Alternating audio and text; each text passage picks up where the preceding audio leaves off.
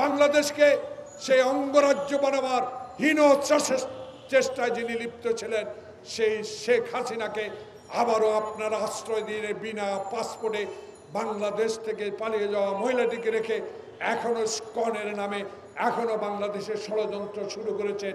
এর বিরুদ্ধে আজকে আপনাদেরকে ঐক্যবদ্ধ হয়ে এই ডক্টর ইউনূসকে সাহস যোগাতে হবে। আপনার পিছনে 18 কোটি মানুষ আছে, আপনার পেছনে আন্দোলনরত সকল দল আছে, আপনার ভয় নাই, এই ভয় আপনাকে করতে হবে না। আমরা সাথে আছি, এই থেকে মূলোৎপাটন করতে হবে বাংলাদেশ থেকে। গত 2 দিন আমি টেলিভিশন খুললেই দেখি, পত্রিকায় খুলে দেখি স্কর। এই শব্দটার পুরোপুরি অর্থ আমি কোনোদিনও জানবার চেষ্টা করি না, কারণ আমি একজন রাজনৈতিক কর্মী। আমি খালি পায়ে যুদ্ধ করে বাংলাদেশের স্বাধীনতা অর্জন করার একজন সাহসী সৈনিক। আমি বাংলাদেশের সকল রাজনৈতিক আন্দোলনের রাজপথে থাকা একজন সাহসী সৈনিক হিসাবে নিজকে পরিচয় দিতে গর্ববোধ করি। আমি আরও গর্ববোধ করি বাংলাদেশের জাতীয়তাবাদী শক্তির মহান নেতা শহীদ প্রেসিডেন্ট জিয়াউর রহমান যেদিন কেউই ছিলেন না, কাউকে খুঁজে পাওয়া যায় নাই, যারা দাবি করেছিল যাদের বাবার দেশ, যারা দাবি করেছিল যারা মুক্তিযুদ্ধের সপক্ষের দল, তারাও সেদিন বাংলাদেশের স্বাধীনতা ঘোষণা করার সাহস পান নাই। আমার নেতা মেজর জিয়া সেদিন 1971 সালের 25শে মার্চ সকল কিছু বলে গিয়ে বাংলার 6.5 কোটি মানুষকে স্বাধীনতা অর্জনের জন্য স্বাধীনতা ঘোষণা করেছিলেন। সেই স্বাধীনতা ঘোষণার ঘোষককারীর দল বিএনপির একজন রাজনৈতিক কর্মী হিসাবে আমি জানতে চাই এবং বলতে চাই, জনগণ কালকে থেকে বলা শুরু করেছে এই সকল ষড়যন্ত্রই শেখ হাসিনা হিন্দুস্তান থেকে বসে বসে করা শুরু করেছে। প্রিয় বন্ধুগণ, যে লোকটি বাংলাদেশের মানুষকে মানুষ হিসাবে গণ্য করতেন না, বাংলাদেশের কিসের গণতন্ত্র, তার বাবা যেমন বলেছিল কোথায় সিরাজ শিকদার, তার বাবা যেমনি 1 মিনিটে বাংলাদেশের সকল সংবিধানকে তছনছ করে দিয়ে বাকশাল কায়েম করেছিল, তার সেই শেখ মুজিবের কন্যা শেখ হাসিনাও 16 বছরে মানুষের বুকের উপর দাঁড়িয়ে সেদিন চিৎকার করে বলেছে আমার বাবার দেশ। সেই শেখ হাসিনা এখন বাংলাদেশে নাই প্রিয় ভাইরা, কিন্তু বাংলাদেশে আবারও তার প্রেতাত্মা, তার লোকজন ষড়যন্ত্র শুরু করেছে। সামান্য একটা বিষয় নিয়ে আজকে আমার এক বন্ধুকে প্রাণ দিতে হয়েছে। আমি জানি না আজকে বাংলাদেশের কিছু সংখ্যক লোক এই বিষয়টিকে গুরুত্ব দিয়ে বাংলাদেশে অস্থিরতা সৃষ্টির প্রয়াস পাচ্ছে। আমার বন্ধু দেশ ভারত কিসের ইঙ্গিত, কিসের আলামত? সেদিন তো দেখি নাই যেদিন আমাদের মানুষকে হত্যা করে তার কাঠায় ঝুলিয়ে রেখেছিলেন।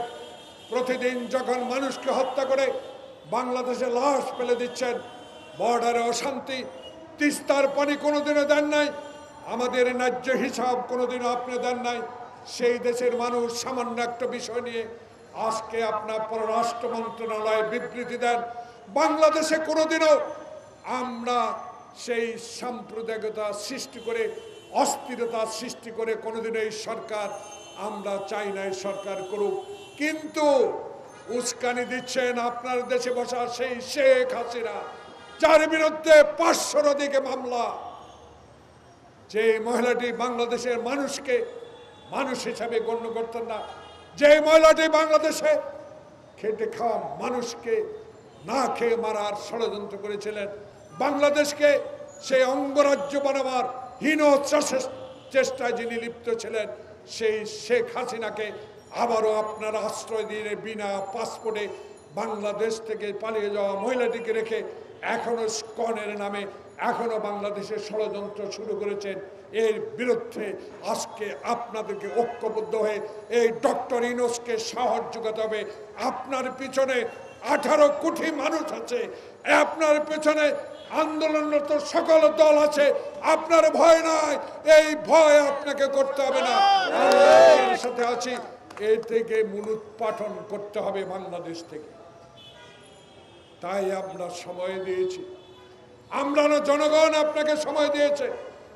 আমার দলের নেতা তারেক রহমান সময় দিয়ে বলেছে, যত দ্রুত সম্ভব সকল জঞ্জাল পরিষ্কার করুন, না হলে এরা ঘরে বসে বসে আবার ষড়যন্ত্র করে অশান্তি সৃষ্টি করবে।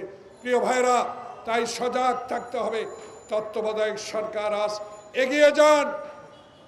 এগিয়ে যাওয়ার সময় শুধু মনে রাখবেন, শেখ হাসিনার অত্যাচারে আয়না ঘরে যারা জীবন দিয়েছে, যারা মাসের পর মাস আয়নাঘরে থেকে নিজের জীবন উৎসর্গ করেছে, যেই ছাত্র বৈষম্য আন্দোলনে আমার মায়ের বুক খালি করেছে যারা, তাদের দিকে স্মরণ করে শুধু জনপ্রতিনিধিদের হাতে ক্ষমতা হস্তান্তর করার বিষয়টি জরুরি ভিত্তিতে নজরে আনেন। না হলে এই দেশে এই শেখ হাসিনার প্রেতাত্মারা আপনাকে অশান্তিতে নিয়ে গিয়ে বাংলাদেশে একটি সুষ্ঠু নির্বাচনের ধারাকে তারা ব্যাহত করতে পারে বলে জনগণ মনে করছে। তাই যত দ্রুত সম্ভব বাংলাদেশে যেই সকল রাজনৈতিক দল বিগত 16 বছরে রাজপথে থেকে আন্দোলন করেছে, মানুষের দাবির প্রতি সমর্থন করেছে, যারা খাদ্যে ডিমে সকল ক্ষেত্রে সিন্ডিকেট তৈরি করেছে, যারা হাইকোর্টের এজলাসে বিচার তাদের পক্ষে না যাওয়ার কারণে ময়লা ফেলেছে, এজলাসে লাথি মেরেছে, তাদের বিরুদ্ধে এখন রুখে দাঁড়াবার সময়। প্রিয় ভাইরা, আসুন না আমরা সবাই আজকে আমরা একত্রিত হয়ে বাংলাদেশে ডক্টর ইউনূসের হাতকে আরো শক্তিশালী করে এমন একটি নির্বাচন আসুক, যে নির্বাচনে আর কোনোদিনও ভোট রাতে হবে না, যে নির্বাচন আর কোনোদিনও 154 জন বিনা প্রতিদ্বন্দ্বিতায় নির্বাচিত হবে না। এমন একটি নির্বাচন আপনার মাধ্যমে জনগণ চায়। সেই নির্বাচনের জনপ্রতিনিধি হবে, জনপ্রতিনিধিরাই সিদ্ধান্ত নেবে বাংলাদেশের রাজনীতি। তাই আমার নেতার নির্দেশে সালাউদ্দিন সাহেব গতকালকে আমাদের দাবিগুলো সংস্কার কমিটিতে পাঠিয়েছেন। সেই সংস্কারের মধ্য দিয়ে বাংলাদেশে আগামী রাজনীতির সিদ্ধান্ত হবে ইনশাআল্লাহ। তাই আজকে অনুরোধ জানাবো, আসুন আর অস্থিরতা নয়। প্রিয় ভাইরা, দাবি দেওয়া অনেক আপনাদের। 16 বছরে যে দাবিগুলো শেখ হাসিনা পূরণ করে নাই, এই 3 মাসে তত্ত্বাবধায়ক সরকার কোনোদিনও পূরণ করতে পারবে না। তাই তাদেরকে সময় তো অবশ্যই দিতে হবে, কিন্তু অস্থিরতা সৃষ্টি করে রাস্তা বন্ধ করে দিয়ে, গার্মেন্টস বন্ধ করে দিয়ে, হিন্দুস্তানের চালাকিতে এই ব্যবসাটুকু বাংলাদেশে নিয়ে যাওয়ার সেই ষড়যন্ত্রের বিরুদ্ধে রুখে দাঁড়াতে হবে। ডক্টর ইউনূসকে সমর্থন দিতে হবে। তাই আজকে আমি আহ্বান জানাবো, অস্থিরতা সৃষ্টি না করে, বিশৃঙ্খলা সৃষ্টি না করে আসুন সবাই হাতে হাত মিলিয়ে, কাঁধে কাঁধ মিলিয়ে, যে ডক্টর মিলন আত্মহত্যা দিয়েছে, যে আমাদের মুগ্ধ আত্মহত্যা দিয়েছে, যে খোকন আত্মহত্যা দিয়েছে, তার প্রতি শ্রদ্ধা জানিয়ে আগামী নির্বাচন যাতে 1991 সালের মতো রশি টানিয়ে যে নির্বাচন শাহাবুদ্দিন করেছিল, সেই নির্বাচনের মতো এমন একটি নির্বাচনের মধ্য দিয়ে বাংলাদেশে এমন একটি দল ক্ষমতায় যাক, যারা শহীদ জিয়ার আদর্শকে সমুন্নত রেখে বাংলাদেশকে গণতন্ত্র প্রতিষ্ঠা করতে পারে।